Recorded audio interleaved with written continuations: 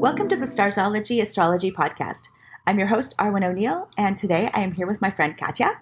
Hello. Thanks for having me, Arwynne. Thanks for coming. We're going to be talking today about a transit that's coming up on February 5th, 2024, and this is going to be Venus squaring Chiron. And we have talked about Chiron once in the past.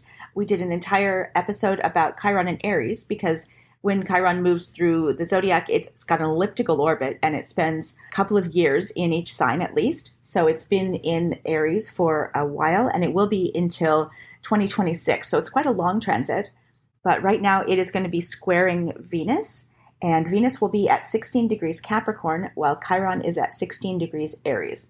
So this is a square in the cardinal signs. And we all pretty much know what Venus means.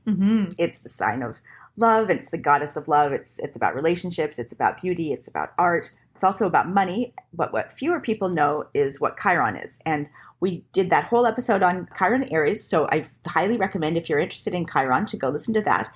It's a transit that happens to everyone. It's the Chiron return. And we talked about that because I'm going to be having mine this year. It's a thing that happens when you're 50. Just, that's what happens. Chiron comes back to the position it was in your natal chart.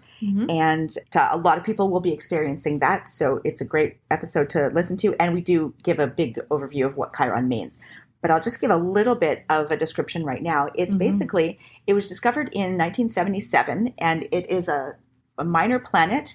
We're going to refer to it as a planet just for simplicity's sake here. Mythologically, what it means in your horoscope is, or in your chart, is it's the wounded healer. So in mythology, Chiron was a centaur, and he was, obviously half man, half horse. And he was a healer, brewed like healing potions and stuff like that. So he was able to heal everyone but himself, which is that's the wounded healer thing. The meaning of it in astrology is that wherever you have psychological wounds or you've been through trauma or you've been through difficulties in your life, that is where you can become stronger and you can help others. So it's something that they talk about in like Alcoholics Anonymous or whatever. You wouldn't have just someone who's never had a drink in their life be the leader of a group of people trying to stop their addictions and help them. You'd have someone who's been through it and then can say, okay, this is what you're going through. I understand. I can help you. Like nothing you say will shock me, that kind of thing. Yeah. But that's something that we see in a lot of different areas of life. Who has started their own business and then failed and then started up a new business can, be a really good mentor to people who are just starting out in business. And similarly in relationships, you wouldn't necessarily want to have a relationship counselor who had just been married to their childhood sweetheart all their lives and never had any ups and downs in their marriage. Or maybe you would, I don't know. But you'd want to have somebody who's gone through rough patches and really can bring a depth of history to helping others in that field. So Chiron in the horoscope. This is I'm reading a little passage here from Melanie Reinhardt's book Chiron and the Healing Journey, and of course Chiron is very recently discovered. So this is a great author in the 80s and 90s, and this book is pretty old, but it's one of the sort of pivotal works about Chiron. And she says in the horoscope, it shows where you've conducted a perilous search, and this is likely to occur in an intense way. Often Chiron's house position and sign represent an area of life that's initially blocked, wounded, or not functioning properly. And you can use this to create unique and individual contributions. The pain and frustration you experience in your life may force you to undergo a healing journey. These gifts are something that you can then give to other people and help them in ways that you wouldn't have otherwise unless you had gone through those difficulties. Okay. Yeah, so that's Chiron. So Chiron squaring Venus. This is obviously not going to be like a happy, lovely, fluffy sort of aspect. If it was, that would be like the trine maybe. And even so, like Chiron is not a happy, fluffy planet. It's not like Jupiter where, it expands everything. It really does kind of create an awareness of pain. And when it squares Venus, we know that there's going to be some psychological wounding, some, relationship issues and some insecurity and pain that will come up. Basically, if you have Venus square Chiron, this can create a lot of inner tension. This can be really painful and emotionally difficult for people. You may feel in this time that you are being bullied or you're being taken advantage of or sabotaged in a relationship. You may feel as if you want to help people, but they just lash out at you. Oh. You can feeling criticized or sort of put upon, and there's a lot of self-criticism that can come up with this transit. And also a lot of overstepping of boundaries, because one of the things with Venus square Chiron is that you want to help people, you want to heal them, and you want to sort of take them under your wing and fix them. Yeah. And with the square, it's not necessarily going to be effective. You're going to be putting all this energy forward, or you're going to be attracted to people who don't want to be helped. Or maybe they're going to drag you down with them. Yeah. So. Oh, it sounds so challenging. But what brings me comfort is knowing that even though old wounds are going to be brought to the surface or brought to light, they're there to be healed. Yeah. And that brings me comfort. I'm like, I know it's uncomfortable right now, but it's for a purpose. And that's for healing, and that it is a journey. Exactly. And that's the thing with scars, right? Or any kind of wounds, like even in the physical realm, they don't last forever. Yeah. Like you don't just end up with, if you cut your arm, it's not going to just continue to bleed and be an open wound forever. It's going to gradually, the fibers and the flesh will knit together. And that little section of yourself will be stronger in a way. The tissues will be tougher, kind of. And and that's the same with the psyche. And is this specifically about relationships, like romantic, platonic, with yourself? Is it like Venus tends to be about romantic relationships, but I think it's also about your relationship with others in your own mind. So how you present yourself in a relationship, whether it's a romantic relationship or any kind of relationship where you feel like you're putting yourself on, in a vulnerable position. So it could be friendships, it could be even family relationships, but typically Venus is about romantic relationships. And that is also where we tend to make ourselves most vulnerable. I think in friendships, we don't usually just have one friend, but often that is the case. And then you do obviously put yourself into a more vulnerable spot where you can become open to all the same types of damage that you would see with a romantic relationship. And where does fear of rejection or betrayal from previous hurts, like where does that fit in? Because there seems to be a bit of that duality of I want to help and I want to heal and I want to bring all this stuff up to the surface and like tackle them, process them, finally let go of them.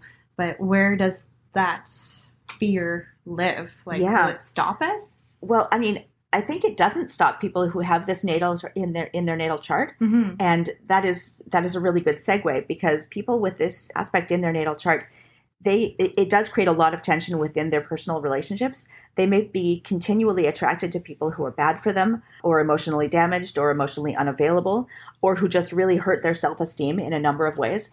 But that can't happen unless you make yourself vulnerable. So these people are not only vulnerable to that kind of insecurity, but they seek it out in a way. Like they seek out relationships where they will be able to help someone, or where they are needed.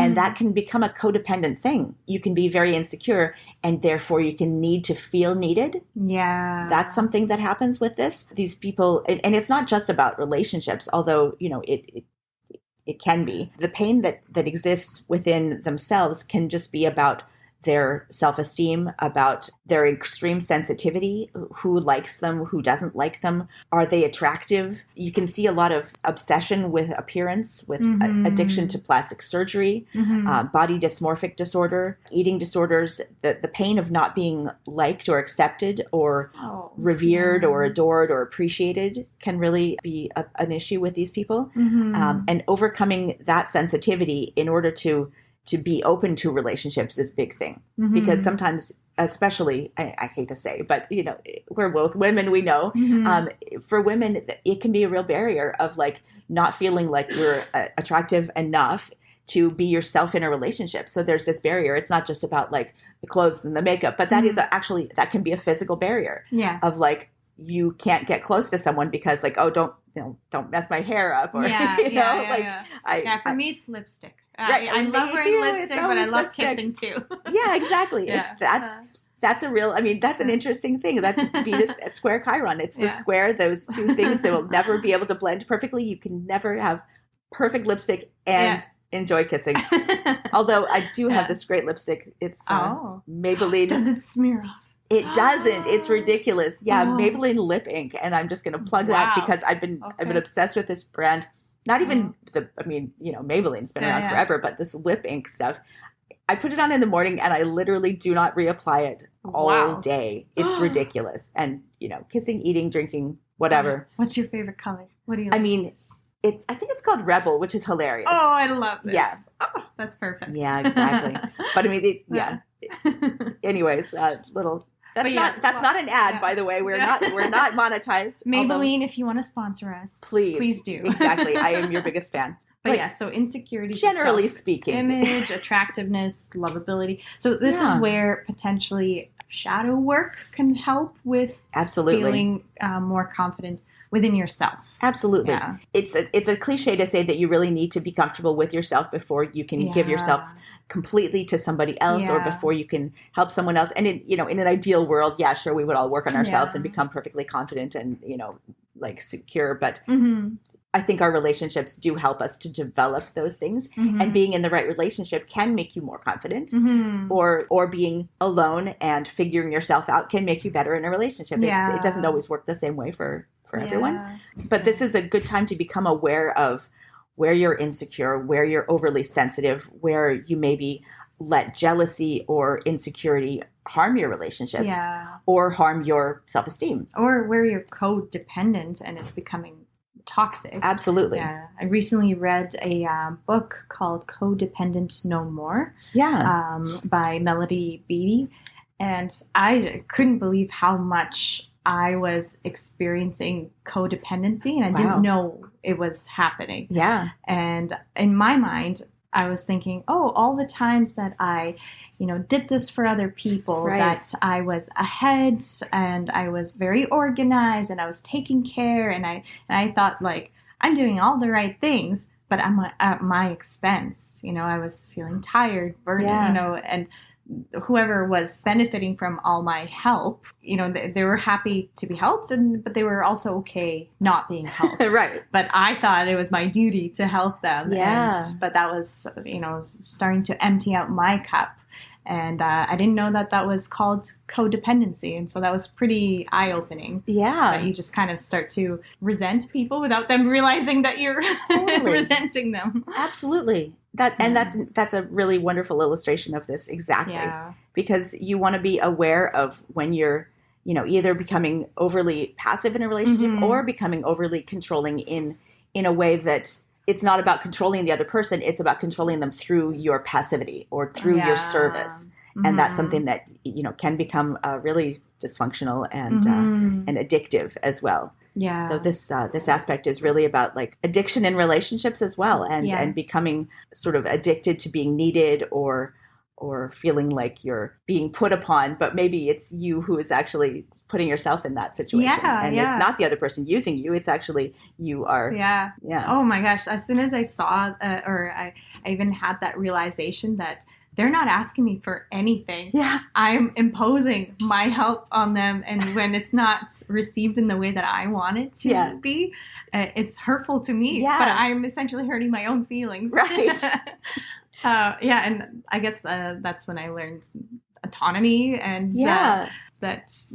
a pattern that I didn't realize I even created for myself. Exactly. But it's good to reflect. Absolutely. It's really important. And whether you have this aspect in your chart or not. There's a really interesting article I found about Venus Chiron aspects, but it's by a website called Astro Healer. And it talks about this aspect in particular. And it says, with this configuration, sensual experiences, our self-appreciation, and our immediate needs may have been deeply conditioned by our understanding of the wounding process relating to the material world by our early caretakers. We may be constantly aware of how awkward it is to own anything. So this is about the money aspect of Venus, including your own body or your own needs. So that could be your mother or your father. And it says, from a psychological point of view, a person with this aspect in their natal chart may experience profound empathy for one of their parents. They sort of identify with them, and this creates this sort of this feeling of deserving or appreciation that make them want to feel like the healer or they're the savior in relationships because they've over-identified with their caretaking parent in a way. It's almost like a Freudian sort of thing. Yeah. But it gives this example of someone who, a woman who has an artistically inclined father who never had a chance to pursue his dream career. Mm-hmm. She may end up in her adult life being attracted to men who are creative but trapped in traditional jobs who can't express that creativity.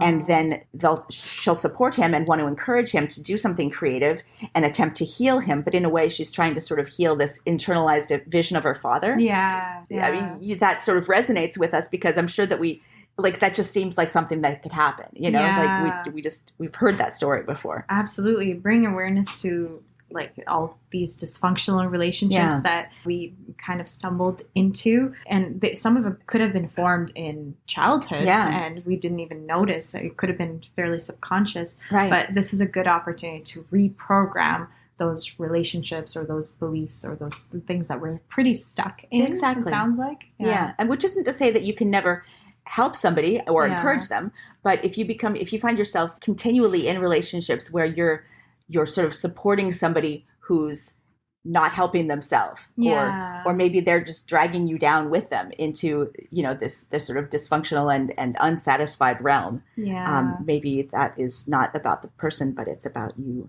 So that is what it looks like in someone's chart. Mm-hmm. It's okay. So this is interesting too, because obviously Venus does also rule artistic pursuits. And a lot of the pain that we've just discussed can, really suck if it's in your chart, but we can really be using this to create beautiful music, amazing art, wonderful literature, poetry. These people can be very sensitive to the opinions of others and go overboard in analyzing every detail of the relationship. But if they actually use that to create music or poetry or art or literature, then they can put that into the world and everyone can benefit from it, which we often do see. They can be attracted to the dark side. They can fall in love with toxic, dangerous people. So it's definitely a dichotomy, and you have to find the right balance of how much you're going to sort of submerge yourself with this relationship. And where does compromise fit into this? Because it's one thing to project your own insecurities onto somebody else, but you don't want to compromise on stuff like that necessarily. Is this a difficult time to compromise, or is this a slightly easier time because it helps soften the blow of healing these wounds? I would say it's definitely a more difficult time because it is the square. If it was the trine or the sextile or even the conjunction, we would say it's just bringing awareness and maybe it can help you. I would think that someone who has maybe Venus trine or sextile Chiron, they might be a wonderful nurse or caregiver. Okay. They might be someone who really wants to nurture people and use their history of pain and their sensitivity and their ability to zero in on emotional trauma to help people. But with the square, it's always going to be a tension. It's always going to be at cross purposes. It's not even like where the opposition or the conjunction can kind of blend the energies. With the square, they're always going to be sort of never quite meeting, It's not to say that these people can't be happy or can't find fulfillment in relationships and in art and in within themselves, but there's always going to be that tension. It's not going to ever be just a flowing, easy thing where they kind of accomplish it and go, okay, cool, It's always going to be a bit of a stressful aspect for them. Yeah, of course. And I guess this is when you'll find it difficult to let your own guard down, and you feel like you're constantly, dealing with somebody else's guards being way up. Right. So is this a better time then for a distance or for more lighthearted interactions? Something that doesn't require talking and too much depth of... I would say, I would say back off for a few days. Work on yourself. Don't get into that in-depth excavation of the relationship on February 5th if you can avoid it. Okay. It's interesting because I was just watching, going to shout out like one of the top shows of the year. It's on Disney Plus. It's called The Bear, and it's about a guy who his brother commits suicide and leaves the family restaurant to him, and he's this famous chef, and he moves back to Chicago to be with his family, and it just moves into this absolutely chaotic restaurant where he befriends and sort of re-engages with family and with this new homemade family at the restaurant.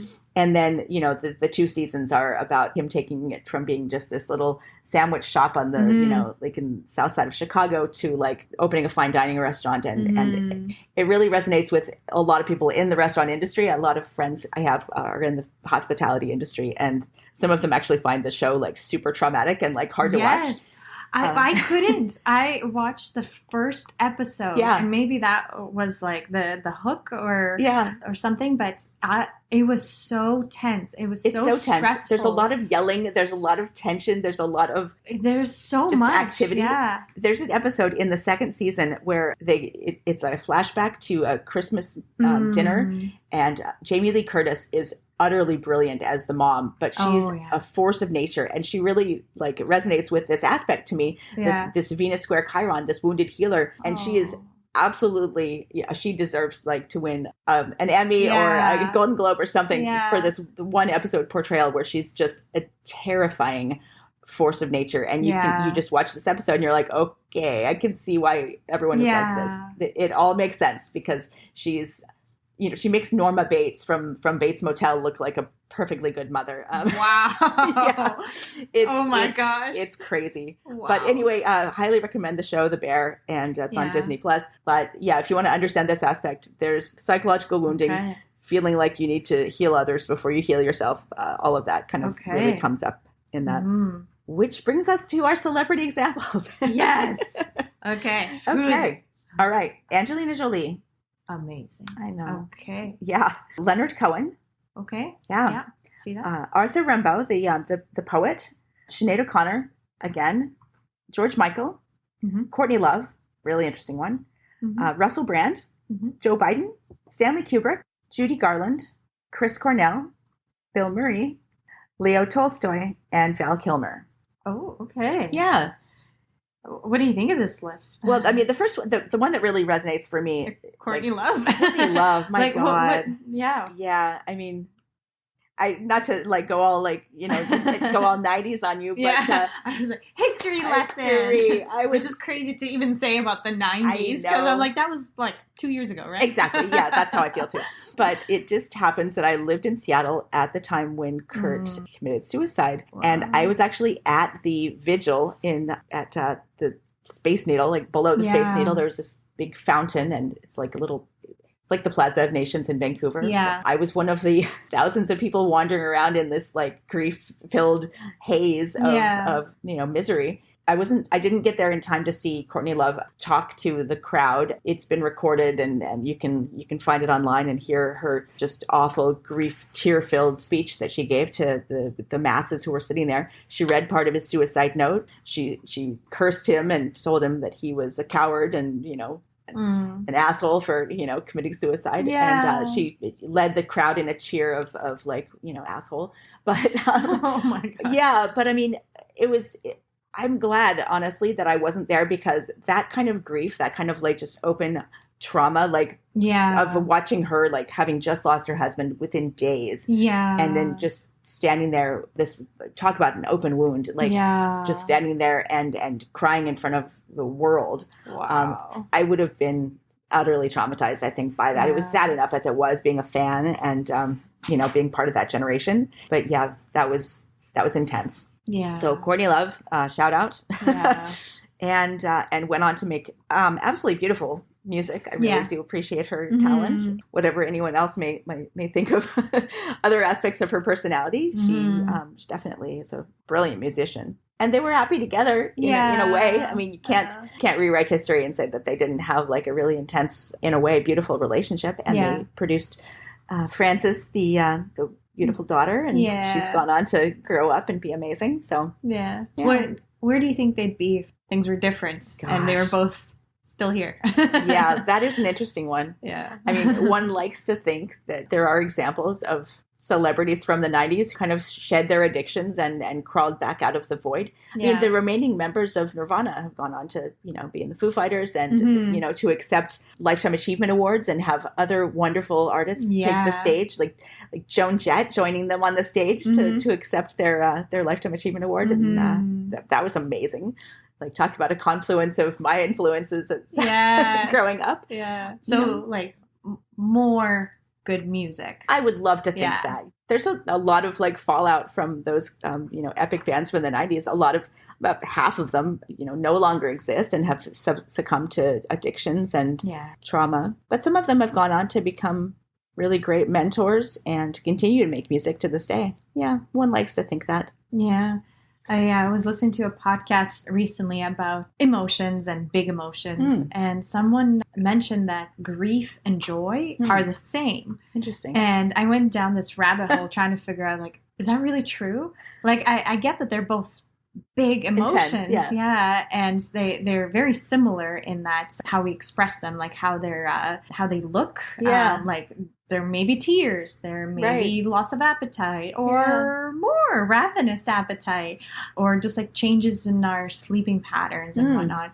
But still, there's something about grief being this intense loss. Cathartic. It is cathartic. Yeah. Absolutely. I feel like if we didn't have it will express itself later at some point. Yeah. When you least expect it. Yeah. Because if you're going to keep suppressing it, it's going to force you to experience it in a different way. You might as well channel it a little bit more constructively if that at all possible. Right. Whereas joy, I was like, no, joy is very much like present. It's about like connection, and grief is very much the loss of that connection, like because you'll never have it again. But there's, I don't know, it must be a Venn diagram. Yeah. Of like they're so different, but they share a few things that are quite similar. And it's amazing that we could still talk about that so many years later, a couple years later, right? So many years later, and still have so much appreciation for what those people created together, what they created apart, and where they are now. Or some of them are. Absolutely. And it's interesting too, because that kind of music, like just I'm thinking of Smells Like Teen Spirit. Oh yeah. That's a really cathartic sort of, and of course this is Kurt Cobain and not Courtney Love. Yeah. I could name some of her songs as well, but just that losing yourself in a mosh pit of ecstatic rushing emotion, and that is kind of the confluence of joy, rage, and grief all in one. So this is the meaning of catharsis and the importance of overcoming psychological wounding in order to let other people in and heal others and yourself. Well, as through he love once said, here we are now. Entertain us. Woo! That's a great way to wrap it up. Well, this has been excellent. Thank you so much for joining me again, Katia. Thank you so much, Arwynne. It's always so fun. Definitely. Thanks for listening, everyone, and we'll see you next time. Bye-bye. Bye.